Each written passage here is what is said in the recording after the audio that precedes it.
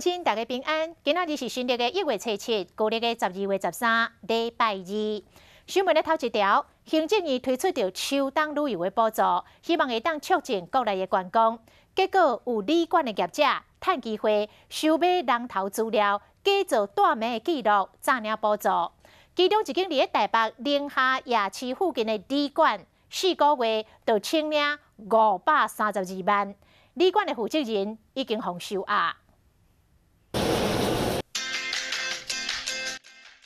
西雅市食美食，去年政府推出秋冬游补助，只要伫国内带名，会当申请1000块补助，甲得到200块夜市券，互旅客算甲真欢喜。嘛，同时刺激国内消费，想袂到团厝业者竟然诈领补助。业者找亲友，甲西雅市的民众，讲只要借我翕证件甲留电话，就会当有现金400甲200块夜市券，换出个人资料。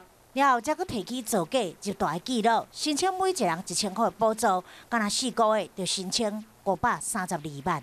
因为我们主管也都不在，我们就是最基层的员工。司法的旅店即卖也照常营业，但是姓杜负责人已经遭受士林地院羁押禁见。检调查出杜姓负责人也会告知各亲友甲民众，入大的日期甲番号，提醒被政府稽查的话，爱讲确实有带名。原本秋冬游补助是想要促进观光，竟然遭受业者的诈领，实是辜负政府的美意。